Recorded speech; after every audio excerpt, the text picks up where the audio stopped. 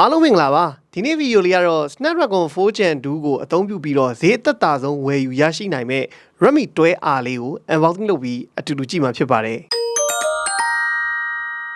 Redmi 12R ရဲ့ specification တွေဟာကျွန်တော်တို့ရခင်သိခဲ့တဲ့ Redmi Note 12R Redmi 12 5G နဲ့အားလုံးနီးပါးအတူတူပြောလို့ရတယ်ဒါပေမဲ့ဒီဖုန်းက Snapdragon 4 Gen 2သုံးထားတာကိုပဲ RAM 4128GB ကို3,000,000ကျော်လေးနဲ့ဝယ်ယူရရှိနိုင်မဲ့ဖုန်းတစ်လုံးဖြစ်တယ်။လောဆယ်တော့ကျွန်တော်တို့global ROM မထွက်သေးတဲ့အတွက် China ROM အနေနဲ့ပဲသုံးလို့ရမယ်။မိုက်တာကဒီ3,000,000စွန်းစွန်းဈေးမှာ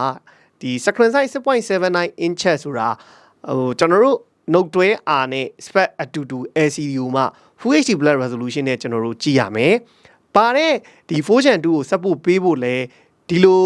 entry smartphone လို့ပြောတဲ့အနေအထားမှာ storage အနေနဲ့ UFS 2.2 ကိုအသုံးပြုပေးထားရတယ် RAM အနေနဲ့ဆိုလဲ LPDDR4X ဆိုတာကျွန်တော်တို့ daily usage သုံးဖို့အတွက်ကတော်တော်ကိုကောင်းမွန်တဲ့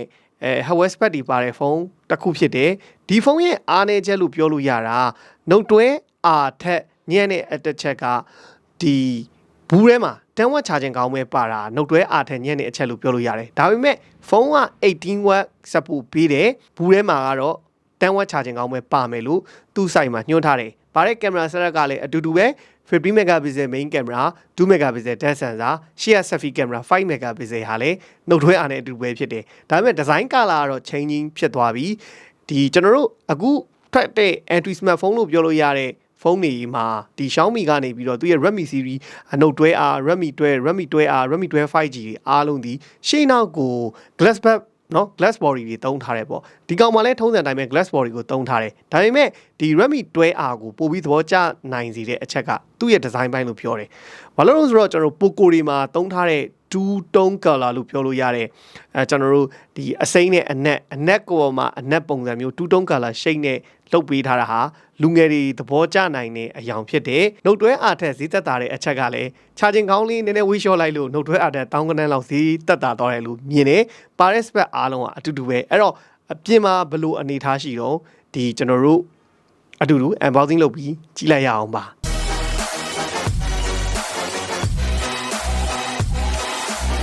Redmi 12R ပါ RAM 4128GB ကို3,100,000ဝန်းကျင်နဲ့ဝယ်ယူရရှိနိုင်မှာဖြစ်ပါတယ်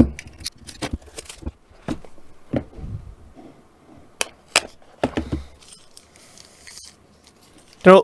Redmi 12R ပါနော်ခဏလေးပြီးတော့မှကြည့်မယ် user guide ပါမယ် 0.9 လောက်အထူရှိတဲ့ silicon ပါမယ်ဒီအောက်ဘက်ခြမ်းကတော့ matte finish ပုံစံလေး silicon ကိုလုပ်ပေးထားတာတွေ့ရတယ် Type C ကျိုး18 watt support ပေးပြီးမဲ့10 watt charging ကောင်းမဲ့ထည့်ပေးထားပါတယ် Redmi 12R ရဲ့ back ကပါသားနာပါရှင်းနောက်ကတော့ကျွန်တော်တို့ Note 12R မှာလိုပဲ glass back ကိုသုံးပေးထားတယ်ဆိုပြီးတော့သူ့ရဲ့ site မှာညွှန်းထားတယ်နောက်က glossy fit နဲ့glass back ဖြစ်တာနဲ့ဒီလက်ရတော့ထင်နိုင်တယ် camera 50 megapixel main camera ပါမယ်2 megapixel depth sensor လေးပါမယ်ဒီဘက်မှာတော့ကျွန်တော်တို့ဒီ flash တုံးလေးထည့်ပေးထားရပါတော့ Redmi Note 12 series တွေလိုမှာပဲ flat frame flat cover design ကိုပဲကျွန်တော်တို့ပြန်ပြီးတော့သုံးပေးထားပါတယ်ဖုန်းရဲ့အထူအနေနဲ့ကတော့ 8.17mm ရှိပြီးအလေးချိန် 199g ဆိုတာ Note 12R မှာတွေ့ခဲ့ရတဲ့ body design weight အလေးချိန်အထူပါအားလုံးနီးပါအတူတူဖြစ်ပါတယ်ထူးခြားချက်ကတော့ဒူတုံးဖြစ်သွားတာလူငယ်ပိုဆန်သွားတဲ့အတွေ့အကြုံကိုပို့ပြီးတော့ဒီ 12R မှာရစီမှာဖြစ်ပါတယ်အပေါ်ဘက်မှာတော့နကြက်ပေါက်ပါမယ် infrared sensor ကျွန်တော် remote control ပါညာအသုံးပြုလို့ရအောင်ပါဒီဘက်ဘေးမှာတော့ကျွန်တော် volume up down power button မှာပဲ side mount fingerprint လေးကိုထည့်ပေးထားတယ်အောက်ဘက်ချမ်းမှာတော့ speaker ပါမယ် type C port ပါမယ် mic ပါမယ်ဒီဘက်မှာတော့ကျွန်တော်တို့ SIM slot လေးထည့်ပေးထားတာတွေ့ရပါတယ် single ကတော့ hybrid SIM slot ဖြစ်ပြီးတော့ single 2ကတ်ထည့်မဟိဆိုရင် memory card ထည့်လို့ရမှာမဟုတ်ပါဘူး single 1ကတ် memory card ပဲထည့်သွင်းအသုံးပြုနိုင်မှာဖြစ်ပါတယ်အခြား entry smartphone တွေထက်ပိုကောင်းနေတဲ့အချက်ကတော့ 4 Gen 2ကို3,100,000နဲ့ဝယ်လို့ရတာဖြစ်တဲ့အပြင် screen size အနေနဲ့ 6.79 inch IPS LCD ကိုသုံးရမယ့်အပြင် resolution အနေနဲ့ Full HD Plus resolution 1080p ကိုကြည့်ရမှာဖြစ်တယ်လို့90Hz refresh rate လည်း support ပေးပါတယ်ကဲတော့ကျွန်တော်ဆက်လက်လေးလုပ်ကြည့်မယ်လောဆယ်တော့ MIUI 14နဲ့သုံးရမယ်ပေါ့နော်ဒီကောင်ကနောက်ပန်ရှိုးလေးနဲ့လာမယ်နောက်တစ်ချက်အနေနဲ့ကဒီကင်မရာကတော့ Note 12R နဲ့အတူတူပဲ5 megapixel ကျွန်တော် selfie camera ကိုအသုံးပြုရမှာဖြစ်တယ်ချင်းနေ pixel တွေကတော့တိတ်ပြီးတော့အပြပြောစရာမရှိပါဘူးဗျ performance က3,100,000မှာ3,100,000ကျော်မှာ4 Gen 2နဲ့ရတဲ့ဟာဆိုတာအခြား brand တွေမှာမရှိသလောက်ပဲ Redmi 12R လေးကိုမြင်တွေ့ရမယ့်အနေထားပဲပေါ့နော် brightness ကလည်းနှုတ်တွဲရမှာလို့ပါပဲ peak brightness 950နစ်အထိရတယ်တော်တော်လေးနဲ့ဆိုပေမဲ့ကျွန်တော်အလင်းရောင်များတဲ့နေရာမှာတော့မျက်လုံးအားစိုက်ပြီးတော့ကြည့်ရနိုင်တယ် refresh rate လေးကျွန်တော်တစ်ချက်ပြပေးပါမယ် display မှာကျွန်တော်တို့ refresh rate က custom မှာထားပြီးတော့ကျွန်တော်တို့90 Hz တခါတည်းတုံးပြီးတော့အသုံးပြုနိုင်တယ်ဒါမှမဟုတ်16 Hz တင်ထားလို့ရတယ် default မှာပဲထားပါ default မှာထားတဲ့အချိန်ဆိုရင် तू ကvariable ချိန်ပေးတယ်ပေါ့နော်30ပဲလို့ရင်30 45 50 60 90ဆိုပြီးတော့4မျိုး5မျိုး तू variable နဲ့ချိန်ပေးတာတွေ့ရတယ်တကယ်လို့ကိုက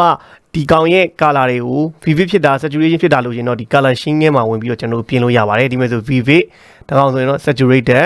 standard အဲ့တော့ကျွန်တော် vivid နဲ့ပဲထားပြီးတော့ဒီမဲ့ဆန်းပြီးသွားမယ်ပေါ့နော်81 support ပေးတာကို10 watt charging ပဲထည့်ပေးထားတာဆိုတယ်အဲ့တော့81 watt support ပေးမပေးရကျွန်တော်ဒီမှာဆန်းပေးမယ်81ခေါင်းလေးနဲ့အသင်ပြပေးမယ်နော်ဖုန်းကဒီမှာမြင်တဲ့အတိုင်း quick chat support ပေးတယ်ဒါပေမဲ့ပါတဲ့ခေါင်းက10 watt ပဲပါတာဖြစ်တဲ့အတွက်တက်ပြန်ဝင်ရမယ်ပေါ့နော်ဒီမဲ့ quick chat support ပေးတာကိုပြချင်လို့ကျွန်တော်ဒါ81ခေါင်းလေးနဲ့သွင်းပေးတာဖုန်းကဘူးထဲမှာပါတဲ့ခေါင်းနဲ့သွင်းရင်တော့ quick chat ရမှာမဟုတ်ပါဘူးနော်ဒါကြုံတော့တစ်ခါလေးပြောလိုက်တာပါတဲ့ fingerprint ကလည်းဒီမဲ့တက်လက်အလုပ်လုပ်တာကျွန်တော်တွေးရမယ်အဲ့တော့ပုံမှန်တိုင်းပဲ time lapse ပါမယ် video ပါမယ် photo ပါမယ် portrait ပါမယ် night move ပါမယ်50 megapixel မူပါမယ်ပေါ့အဲ့တော့ဗီဒီယိုမှာတော့ကျွန်တော်တို့ဘယ်လောက်ရမလဲဗီဒီယိုမှာတော့ 1080p 30fps ကအများဆုံးပဲဗျ 16fps မရဘူး 1080p 30fps 720p 30fps ရမယ် no steady မှုတော့မပါဘူးရှေ့ကဗီဒီယိုမှာဆိုလဲ 1080p 30fps ရမယ်ပုံရိပ်ကတော့ကျွန်တော်တို့ sample ပုံလေးတွေရိုက်ပြီးတော့နည်းနည်းထည့်ပေးလိုက်မယ် sample ရိုက်ထားတဲ့ photo လေးရဲ့ footage တွေကိုအသေးစိတ်ထည့်ပေးထားတယ် color တွေအယောင်လေးစုံအောင်ကျွန်တော်တို့ရိုက်ပေးထားတယ်ဒီ colorful ဖြစ်တဲ့ band ပုံတွေနောက်အယောင်ကကျွန်တော်တို့ဒီတော်တော်များများအနီအဝါအစိမ်းအပြအားလုံးဒီပါရအောင်ရိုက်ထားတယ်လူပုံတွေ portrait မှုတွေပါတယ်နှစ်ခုလုံးရဲ့ camera လည်းနှုတ်တွဲအာမှာရောတွဲအာမှာရောရတဲ့ result အားလုံးကအတူတူနီးပါတူညီတာကိုကျွန်တော်တို့တွေ့ရပါတယ်footage တွေတော့အသေးစိတ်ကြည့်လိုက်ပေါ့ကျွန်တော်ကဒီမှာဒီ3သိန်းကျော်တန်း3သိန်းနဲ့4သိန်းကြားရှိရဲ့ camera တစ်လုံးအနေနဲ့ဆိုရင်တော့အရင်စုပ်ပြတ်တက်နေအောင်ညနေထဲမှာတော့ဒီ color correction ကမပါဘူးအဆင်ပြေတော့ရတယ်အနေထားတစ်ခုမှတော့ရှိတယ်အရင်စုပ်ပြတ်မတက်ဘူးပေါ့ကောင်းတယ်လို့ရှိကြည့်အောင်လဲဒါ Android smartphone တွေရဲ့ camera ပါဒါပေမဲ့ Android smartphone ထဲမှာဆိုရင်တော့အကြည့်ပြောရှိပြောပုံရိပ်ထွက်အောင်တော့ရိုက်လို့ရတဲ့အနေထားမှာရှိတယ်ကျန်တော့ပုံတွေအသေးသေးကိုယ့်အနေကိုကြည့်လို့ရအောင်ကြာလေးကျွန်တော်ပြပေးထားပါတယ်ကြည့်လိုက်ပါ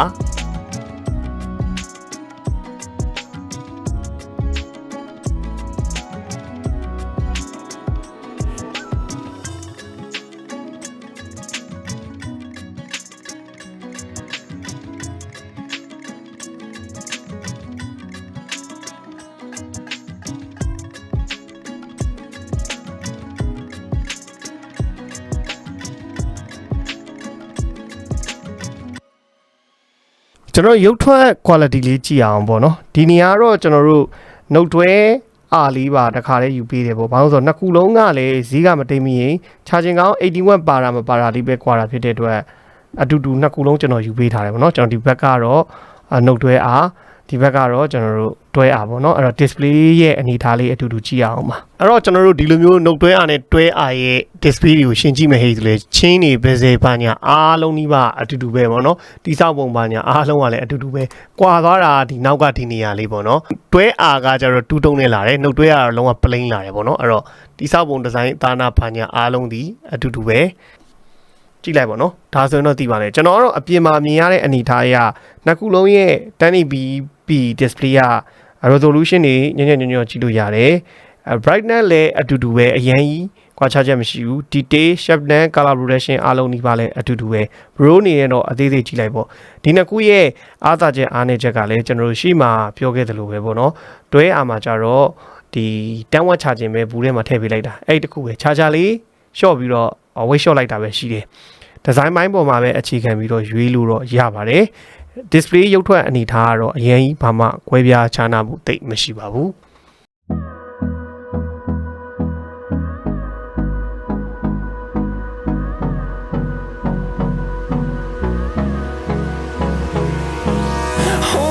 Close till I get up. Time is barely on our side. I don't Chase and leading us, and love is all we'll ever trust. Yeah, no, I don't wanna waste what's left. And on we'll go, through the wastelands, through the highways, till my shadow turns to sun rays. And on we'll go, through the wastelands, through the highways, and on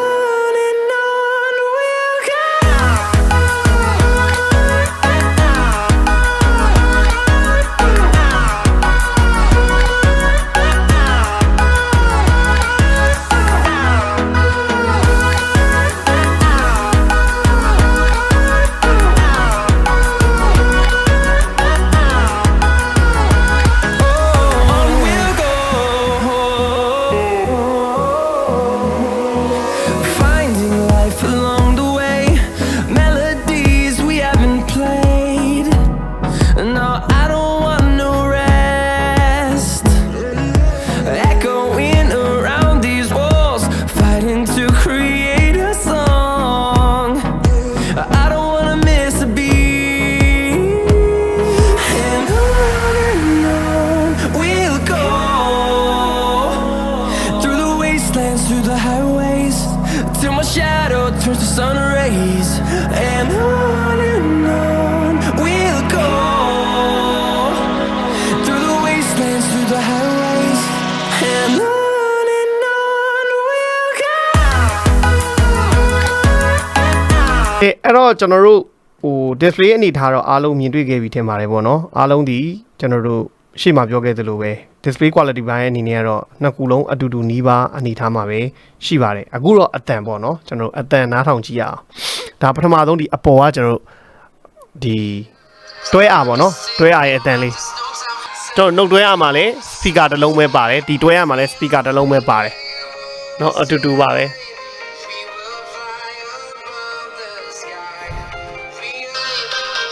ဒါဒီကောင်ရဲ့ကျွန်တော်အမြင့်ဆုံး decibel ကိုဖမ်းလိုက်ပေါ့နော်အကျယ်ဆုံးပမာဏကို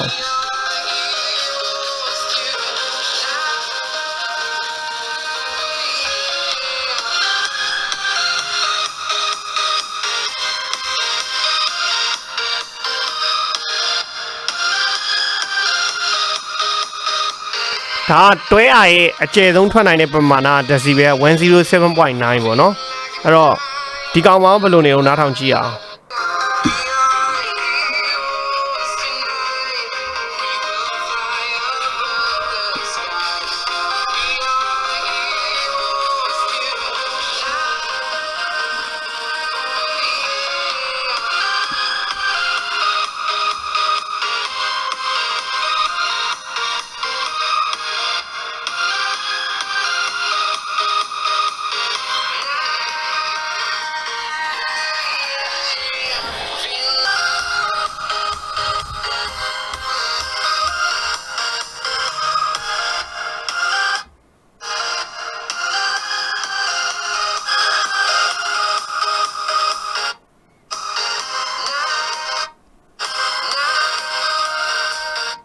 အဲ့